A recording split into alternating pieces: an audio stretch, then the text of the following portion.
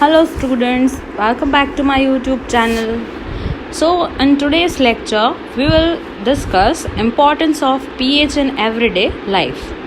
As you all know, previous lecture में हमने pH scale जो है उसके बारे में समझा था और हमने समझा था कि एसिडिक और बेसिक pH जो है वो अलग अलग जो सब्सटेंसेस है केमिकल उनकी जो pH है अलग अलग होती है. अगर वो 7 से कम है तो that is acidic and if it is more than 7 then it is basic.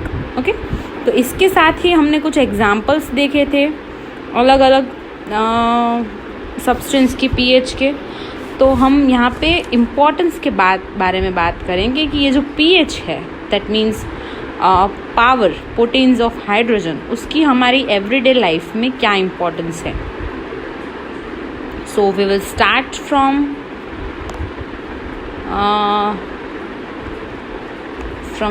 pH of soil. As we all know कि जो soil है जो हर जगह पे अलग अलग जगह पे जो soil होती है, जैसे कि मैं आपको एग्जांपल दूँ कि जो सी शोर पे जो soil होती है ऑब्वियसली उसमें सॉल्ट का अमाउंट ज़्यादा होता है, राइट. जो सॉइल हमारे गार्डन में होती है वो स्लाइटली उसमें ऑर्गेनिक कंपाउंड ज़्यादा होते हैं. जो नॉर्मल ग्रीट या तो सिल्ट होती है उसमें भी उसकी जो pH है वो अलग अलग होती है. तो वी कैन से कि सॉइल जो है उसकी जो pH है ओके वो वेरिएबल होती है, मतलब प्लेस टू प्लेस वो क्या होती है, अलग होती है. जो कि बहुत सारी केमिकल प्रोसेसेस जो है वो सॉइल में होती है. सॉइल जो है उसमें पार्टिसिपेट करती है, जैसे कि हमें पता है कि जो बायोडिग्रेडेशन है वो सॉइल में होता है. तो ये सब जो इसके अलावा और भी कुछ केमिकल प्रोसेसेस होती है सॉइल के अंदर, इसकी वजह से उसकी जो रेंज है वो अलग अलग होती है. और pH के साथ साथ क्या क्या चेंज होगा, तो pH will specifically affect plant nutrient availability by controlling the chemical forms of nutrition. मतलब जो न्यूट्रिशन की केमिकल फॉर्म्स है उसको वो कंट्रोल करेगी. सपोज जैसे कि मैंने बोला अगर बायोडिग्रेडेबल ऑर्गेनिक मैटर जो है वो किसी सॉइल के अंदर प्रेजेंट होगी तो वहाँ पे न्यूट्रिएंट जो है उसकी अवेलेबिलिटी क्या हो जाएगी, ज़्यादा. ओके, तो वहाँ पे जो प्लांट्स है ओके उसको न्यूट्रिएंट्स जो है वो ज़्यादा मिलेंगे, तो उसका जो ग्रोथ है वो अच्छे तरीके से हो सकता है. तो इन शॉर्ट हम एक सिंपल एक्टिविटी करेंगे. हम 2 ग्राम सॉइल जो है वो अलग अलग टेस्ट ट्यूब में 5 ml वाटर के साथ मिक्स करेंगे. ओके, हम 5 या तो 4 to 5 डिफरेंट प्लेसेस से सॉइल कलेक्ट करेंगे और ये सॉइल जो है उसके सैंपल्स लेके हम ये सॉइल को वाटर के अंदर ऐड करेंगे. फिर pH पेपर की हेल्प से क्या करेंगे, उसकी pH जो है मेजर करेंगे. तो जो गार्डन वाली सॉइल है वो हमें एसिडिक मिलेगी. सी शोर पे जो सॉइल होगी उसकी pH 7 के आसपास होगी, क्योंकि वहाँ पे सॉल्ट के प्रेजेंस की वजह से वो क्या होगी, न्यूट्रल होगी. और जो नॉर्मल सॉइल है रास्ते पे या ऐसे पड़ी हुई जो सॉइल मिलेगी वो जनरली बेसिक होगी. Okay, this was all about the pH of soil. और इस टॉपिक से हमें पता चला कि सॉइल जो है उसकी pH जो है वो उसमें कौन सा प्लांट अच्छे से ग्रो होगा वो प्लांट टाइप पे भी इफ़ेक्ट करती है. कुछ प्लांट्स जो है वो बेसिक सॉइल में अच्छे से हो पाते हैं, कुछ प्लांट्स जो है वो एसिडिक सॉइल में अच्छे से ग्रो हो पाते हैं. तो इसीलिए it is most important, it plays an most important role in growth and nutrition of the plants. Let's move to next slide. अभी यहाँ पे हम pH चेंज जो होता है उसकी वजह से टूथ डिके, मतलब हमारे जो टीथ है वहाँ पे क्या इफ़ेक्ट होता है उसकी बात करेंगे. सबसे पहले तो जब pH माउथ की pH 5.5 से कम हो, मतलब एसिडिक हो, ये 5.5 से कम मतलब ये कैसा हो जाता है, एसिडिक pH. तो एसिडिक pH पे जो टूथ डिके है वो स्टार्ट होता है. ओके, जनरली आप सबको पता है कि हमारे टीथ जो है वो किससे बने हैं? कैल्शियम हाइड्रो एपेटाइट के। अभी ये कैल्शियम हाइड्रो एपेटाइट जो है वो calcium phosphate CaPO4 calcium phosphate जो है उसका ही एक फॉर्म है। ये हमारे टीथ जो है they are hardest substance, okay, सबसे ज़्यादा हार्ड होते हैं। जब माउथ की pH 5.5 से ज़्यादा कम हो जाती है तो माउथ के अंदर जो बैक्टीरिया प्रेजेंट होते हैं, ओके, वो एक एसिड प्रोड्यूस करते हैं by degradation of sugar and food particles. हम जब खाना खाते हैं तो हमारे माउथ में कुछ फूड पार्टिकल्स स्टक हो जाते हैं और ये फूड पार्टिकल्स जो है वो एसिडिक pH की प्रेजेंस में क्या करेंगे, वो स्टार्ट कर देंगे प्रोडक्शन ऑफ एसिड, और ये जो एसिड है उसकी वजह से टूथ डिके स्टार्ट होगा। तो अभी हमारे माइंड में क्वेश्चन आएगा कि हम ये चीज़ जो है उसको प्रिवेंट कैसे कर सकते हैं। Okay, there is not enough space, so let me okay, what we can do to prevent this tooth decay. तो बहुत सिंपल है, माउथ जो है उसकी pH एसिडिक हो रही है तो उसको हमें किस में कन्वर्ट करना पड़ेगा? बेसिक में। तो इसीलिए हमको कुछ बेसिक जो है उसको न्यूट्रलाइजेशन के लिए यूज़ करना पड़ेगा। तो इसके लिए क्या यूज़ होता है? टूथ पेस्ट यूज़ होती है। ये टूथपेस्ट है, जनरली उसमें बेसिस होते हैं। वो क्या करेंगे, ये जो एसिड प्रोड्यूस हो रहा है बैक्टीरिया की वजह से माउथ में, उसे क्या करेंगे? न्यूट्रलाइज करेंगे, टीथ जो है उसे क्लीन करेंगे और टूथ डिके जो है उसको प्रिवेंट करने में हेल्पफुल होगा। Okay, I hope that's very simple and clear to you. Let's move to next slide.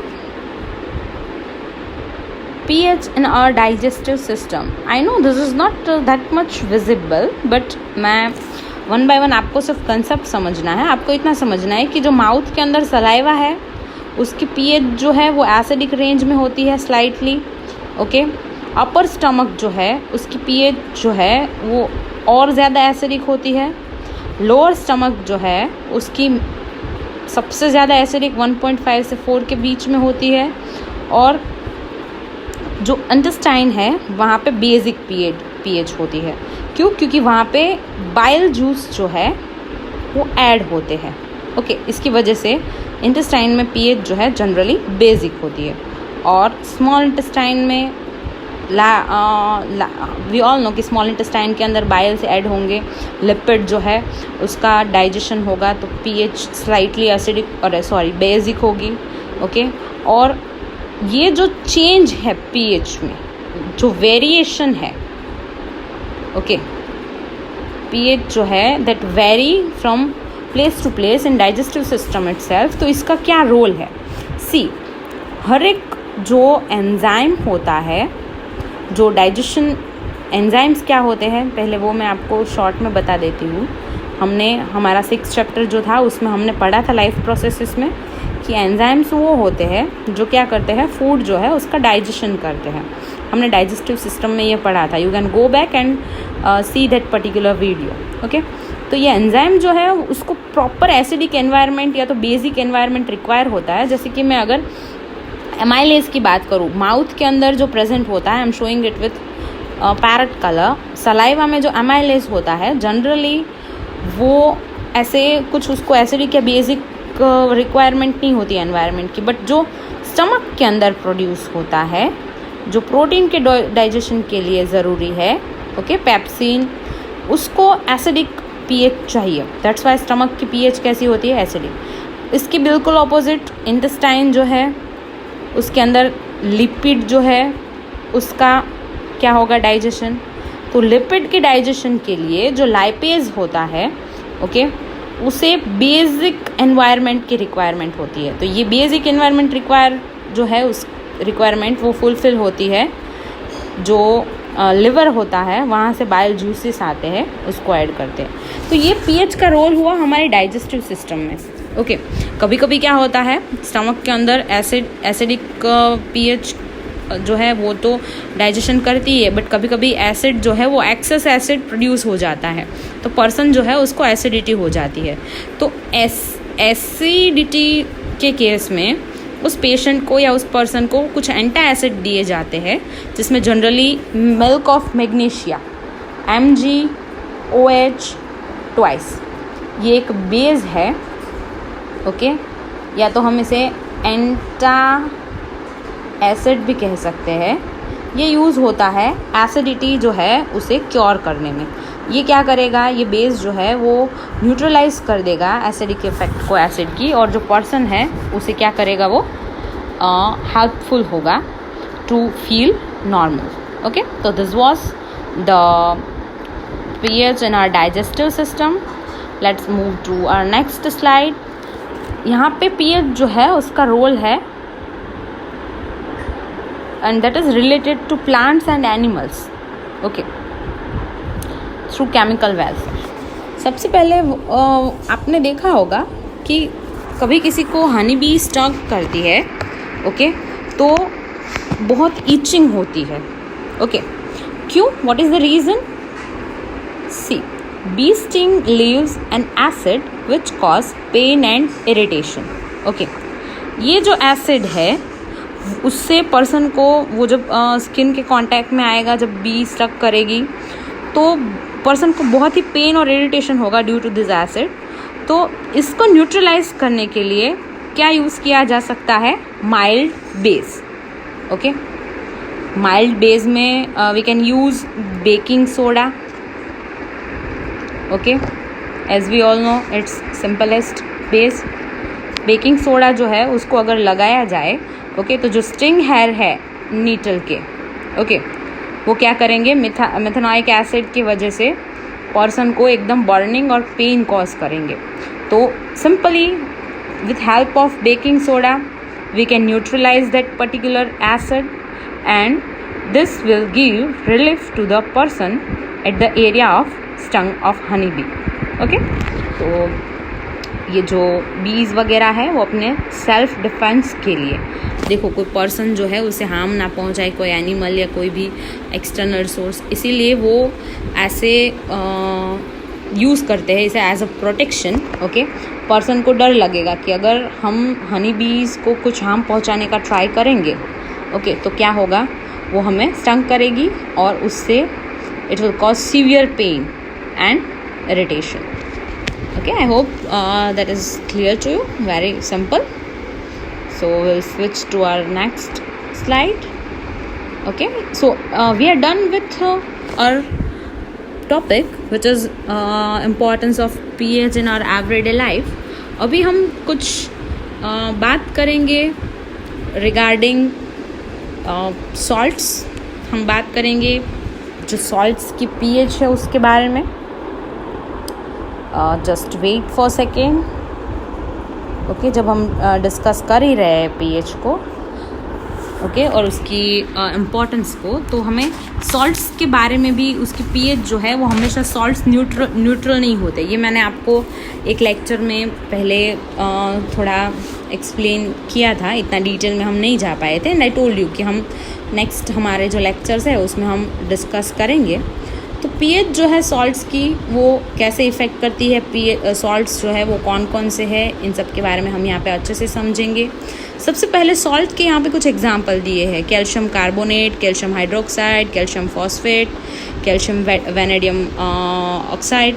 यहाँ पे एक चीज़ कॉमन है, Ca+ आयन जो है वो चार में कॉमन है। ओके, उसके बाद यहाँ पे ये कुछ सॉल्ट है, जिंक सल्फाइड, सोडियम सल्फेट, केडियम